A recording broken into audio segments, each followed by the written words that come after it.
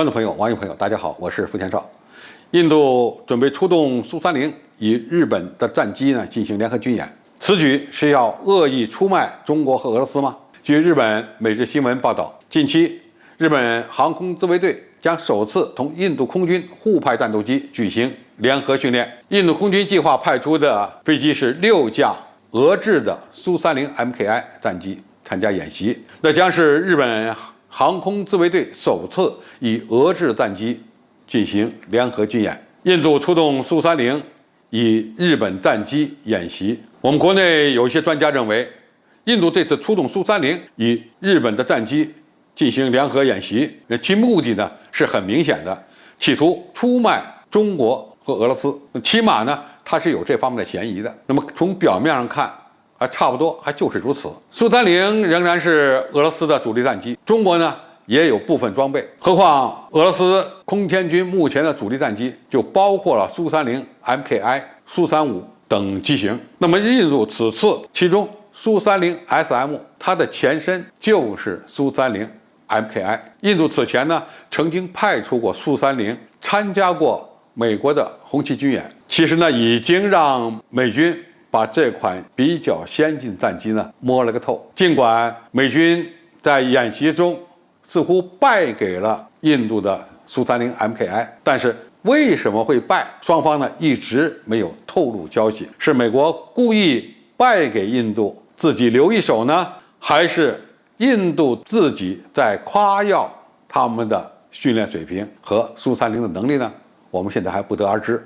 但是他这次派出苏30和日本举行联合演习，性质可就非常恶劣了，因为日本一直企图得到苏30的相关情报信息。当然，话又返回来，那么中国和俄罗斯会在意印度出动苏30 MKI 和日本进行联合军演吗？估计不会。主要原因是印度的苏30已经比较落后了。印度的苏30 MKI 是该机型的试水型号，仍然使用了很多比较过时的一些技术，比如说矢量发动机。采用了推力矢量技术以后苏30 MKI 的机动性有较大幅度的改善，但是它的维护很困难，寿命也很短，不能经常用，经常用发动机就要提前更换了。而俄罗斯目前使用的是苏30 MKI 的完善版，也就是苏30 SM， 它的性能有了较大幅度的提升。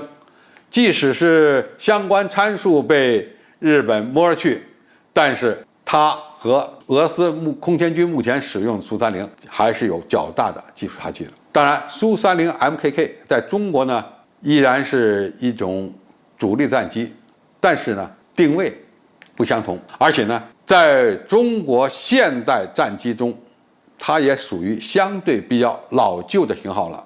苏30 MKK 在中国空军和海军航空兵中，主要担负的是对地和对海打击任务，重点不是夺取制空权。而中国引进的苏35的性能要比苏30 MKK 要领先半代，就这水平，在中国空军干的也是巡航这样的苦差事。因为中国人民解放军空军现在有了更先进的侧卫系列，那就是歼16，而歼16的综合作战性能应该说也大大的超过印度的 MKI。